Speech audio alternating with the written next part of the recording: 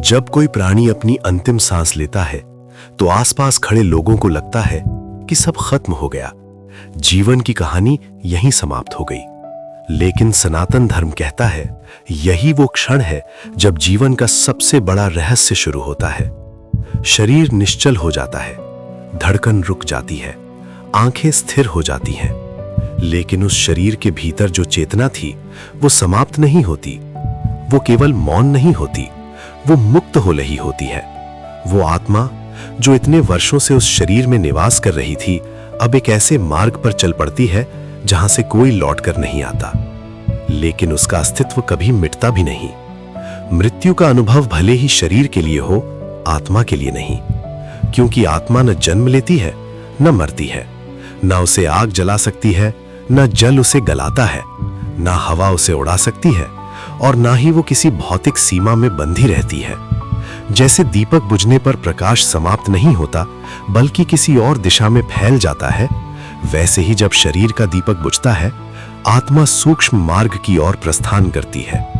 लेकिन सबसे बड़ा प्रश्न यही है, मृत्यु के उस क्षण में आत्मा शरीर से निकलती कैसे है? इस पूरी प्रक्रिया का वर्णन विस्तार से किया गया है गरुड़ पुराण और ब्रह्म वैवर्त पुराण में। इन ग्रंथों के अनुसार जैसे ही प्राण शरीर को छोड़ते हैं, आत्मा स्थूल शरीर को त्याग देती है और प्रवेश करती है सूक्ष्म शरीर में। ये वही सूक्ष्म शरीर है जो जीवन भर हमारे भीतर मौजूद रहता है, लेकिन जिसे हम अनुभव नहीं कर पाते। धीरे धीरे आत्मा शरीर की इंद्रियों से अलग होने लगती है और फिर मानो कोई अदृश्य शक्ति उसे प्रकाश की ओर खींच रही हो। गरुड़ पुराण के अनुसार अच्छे कर्मों से युक्त आत्मा ब्रह्मरंध्र या आंखों के मार्ग से बाहर निकलती है, लेकिन जिनके कर्म भारी होते हैं उनकी आत्मा शरीर के निचले मार्गों से निकलती है। यह कोई कल्पना नहीं है। गरुड़ पुराण के 11वें अध्याय में मृत्यु के देवता यम स्वयं कहते हैं, प्राणी के कर्म ही तय करते हैं कि वो किस मार्ग से प्रस्थान करेगा। जब आत्मा शरीर से बाहर निकलती है तो उसका पहला अनुभव बहुत विचित्र होता है। वो महसूस करती है, मैं अब इस दुनिया का हिस्सा नहीं हूं, लेकिन मैं समाप्त भी नहीं हुआ। वो अपने ही मृत शरीर के आसपास मंडराती है। वो सुनना चाहती है कि लोग उसके बारे में क्या कह रहे हैं। वो देखना चाहती है कि उसका अंतिम संस्कार कौन कर रहा है। और कई बार वो उन अपनों से कुछ कहना चाहती है जिनके लिए उसने जीवन भर बहुत कुछ संजोया था, लेकिन वो बोल नहीं पाती, क्योंकि अब उसके पास केवल सूक्ष्म शरीर है और ये शरीर स्थूल जगत के शब्दों से परे होता है। इसीलिए कई आत्माएं अपने अंतिम संस्कार तक अपने शरीर के पास ही ठहरती हैं। वो बस एक आशा में रहती हैं, शायद कोई उन्हें सुन ले, शायद कोई उन्हें देख ले। सनातन धर्म इस अवस्था को कहता है प्रेत अवस्था, जब आत्मा अभी भी मोह में बंधी होती है। लेकिन सभी आत्माएं यहां नहीं अटकती। भगवत गीता में श्री कृष्ण अर्जुन से कहते हैं, हे पार्थ, जो व्यक्ति मृत्यु के समय मेरा स्मरण करता है वो मेरे लोक को प्राप्त करता है। अर्थात जो आत्मा मृत्यु के अंतिम क्षणों में ईश्वर में लीन हो जाती है, वो शरीर से निकलते ही ब्रह्म लोक की ओर प्रस्थान करती है। गरुड़ पुराण इसे कहता है अर्ची मार्ग। ये देवताओं का मार्ग है, जहां सूर्य की रश्मियों के साथ आत्मा ब्रह्म लोक की यात्रा करती है। ऐसे योगी, ज्ञानी और भक्ति में लीन आत्माएं उसी मार्ग से प्रस्थान करती हैं। लेकिन जिनका जीवन सांसारिक मोह, इच्छाओं और विकारों में डूबा होता है, उनकी आत्माएं एक अलग मार्ग पर जाती हैं। इसे कहा गया है धूम मार्ग। ये मार्ग उन्हें ले जाता है पितृलोक या नरक की ओर। अब प्रश्न ये उठता है, आत्मा की ये पूरी यात्रा आखिर तय कैसे होती है? सनातन धर्म कहता है इसका निर्णय केवल कर्म करते हैं, क्योंकि गीता में कहा गया है कर्मण्येवाधिकारस्ते मा फलेषु कदाचन। तुम्हारा अधिकार केवल कर्म करने में है, फल तुम्हारे कर्म ही तय करेंगे। यमराज आत्मा का निर्णय केवल इस जीवन के आधार पर नहीं करते, बल्कि उसके जन्म जन्मांतर के कर्मों के आधार पर करते हैं। इसीलिए कुछ आत्माएं 3 दिन के भीतर ही पुनर्जन्म प्राप्त कर लेती हैं। इसी कारण तीजा मनाया जाता है। कुछ आत्माओं को 10 या 13 दिन लगते हैं, इसीलिए दशगात्र और 13वीं की परंपरा है। लेकिन यहाँ एक और गहरा रहस्य सामने आता है। हर आत्मा तुरंत आगे नहीं बढ़ती।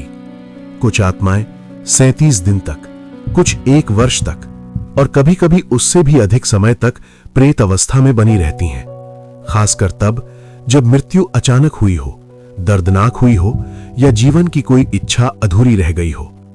लेकिन यह सब यूं ही नहीं होता, इसके पीछे भी एक नियम काम कर रहा होता है। सनातन धर्म के अनुसार आत्मा के आगे के मार्ग का चयन उसके कर्मों और उसकी मनोअवस्था से तय होता है।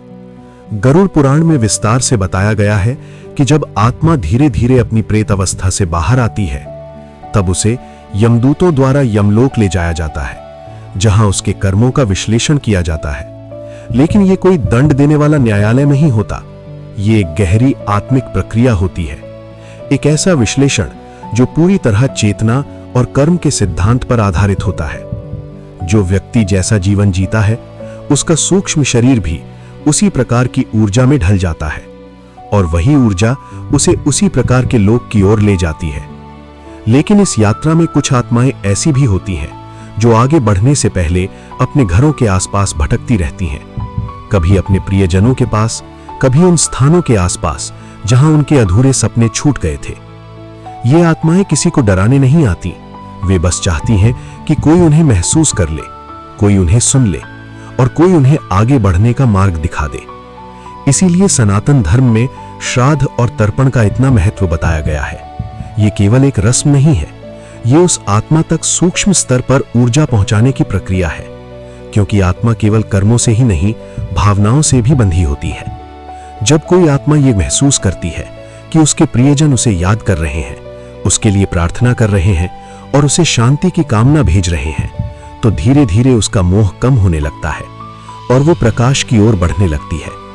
इसीलिए सनातन धर्म में पितृपक्ष को इतना महत्वपूर्ण माना गया है। ये वो समय माना जाता है जब आत्माएं पृथ्वी लोक के सबसे निकट होती हैं और हम तर्पण और श्रद्धांजलि के माध्यम से उनसे भावनात्मक रूप से जुड़ सकते हैं। लेकिन यहां एक और रहस्य है, क्या आत्मा किसी एक लोक में जाकर हमेशा वहीं रहती है? नहीं, गरुड़ पुराण और ब्रह्म वैवर्त पुराण दोनों ही ये स्पष्ट करते हैं कि आत्मा की यात्रा बहुआयामी होती है। यह न तो किसी सीढ़ी की तरह सीधा ऊपर चढ़ने की प्रक्रिया है और न ही किसी जेल की तरह सीमित। आत्मा की चेतना जिस स्तर की होती है, वो उसी कंपन के लोक में पहुंचती है।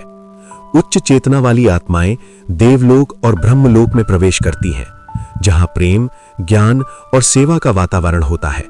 लेकिन निम्न चेतना वाली आत्माएं प्रेत योनि, नरक लोक या असुर लोक में जाती हैं, जहां उनकी अधूरी इच्छाएं, विकार और कष्ट उन्हें बंधन में रखते हैं। और यहीं से आत्मा प्रवेश करती है उस रहस्यमयी अवस्था में जहां वो पुनर्जन्म के लिए तैयार होने लगती है। ये केवल भाग्य का खेल नहीं है, ये आत्मा की चेतना और उसके पूर्व कर्मों का परिणाम है। जैसे एक छोटे से बीज में पूरा वृक्ष छिपा होता है, वैसे ही आत्मा के भीतर उसका अगला जन्म छिपा होता है। यमलोक कोई केवल दंड का स्थान नहीं है, वो आत्मा की दिशा तय करने का स्थान है। वहां आत्मा को दिखाया जाता है उसके जीवन के वे कर्म जो अच्छे थे और वे कर्म जो अधूरे रह गए, ताकि उसकी अगली यात्रा तय हो सके। इसीलिए गरुड़ पुराण कहता है, जो आत्मा शुद्ध होकर आगे बढ़ती है उसे देवलोक की प्राप्ति होती है। और फिर आत्मा की यात्रा एक और महत्वपूर्ण चरण में प्रवेश करती है, जहां वो धीरे धीरे पुनर्जन्म की ओर बढ़ने लगती है। लेकिन ये कोई साधारण यात्रा नहीं होती, ये केवल एक शरीर से दूसरे शरीर में प्रवेश भर नहीं है, बल्कि ये आत्मा की चेतना की निरंतर यात्रा है। जैसे कोई बीज अपने भीतर पूरा वृक्ष लेकर चलता है, वैसे ही आत्मा अपनी चेतना में अपने अगले जन्म का बीज लेकर चलती है। लेकिन ये योजना आत्मा स्वयं नहीं बनाती, इसे बनाती है वो अदृश्य व्यवस्था जो इस पूरे ब्रह्मांड को कर्म और ऊर्जा के नियमों से संचालित करती है। इसीलिए शास्त्रों में 84 लाख योनियों का वर्णन किया गया है। ये कोई डराने वाली बात नहीं है, ये आत्मा की चेतना के स्तरों का एक विशाल मानचित्र है। निम्न चेतना वाली आत्माएं कीट, पतंग, पशु, पक्षी और अन्य जीव रूपों में जन्म लेती हैं। लेकिन जब वही आत्मा अपनी चेतना को परिष्कृत करती है, तब उसे प्राप्त होता है सबसे दुर्लभ अवसर, मनुष्य जन्म। सनातन धर्म कहता है, मनुष्य जन्म अत्यंत दुर्लभ है, क्योंकि यही वो अवस्था है जहां से आत्मा मोक्ष के मार्ग पर आगे बढ़ सकती है। और यही कारण है कि भगवत गीता में श्री कृष्ण कहते हैं, जो आत्माएं मुझ में स्थित हो जाती हैं, वे इस दुखमय संसार में फिर जन्म नहीं लेती।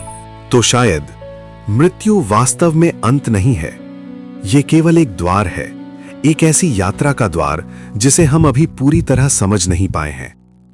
सनातन धर्म हमें यही सिखाता है कि हम केवल ये शरीर नहीं हैं, हम उससे कहीं अधिक हैं। हम एक चेतना है, एक आत्मा जो अनगिनत यात्राओं से गुजरते हुए धीरे धीरे अपने वास्तविक स्वरूप की ओर बढ़ रही है। शायद इसी कारण जीवन में मिलने वाला हर व्यक्ति, हर संबंध और हर अनुभव सिर्फ संयोग नहीं होता, वे सब आत्मा की उस लंबी यात्रा के हिस्से होते हैं। और शायद अभी इस क्षण भी हम सब उसी यात्रा पर हैं, बस हमें उसका पूरा स्मरण नहीं। अगर ये रहस्य आपको भी सोचने पर मजबूर करता है तो इस वीडियो को लाइक करें और चैनल को सब्सक्राइब करें, क्योंकि यहाँ हम सनातन धर्म के ऐसे ही गहरे रहस्यों को समझने की कोशिश करते हैं। और याद रखिए, आत्मा की यात्रा कभी समाप्त नहीं होती।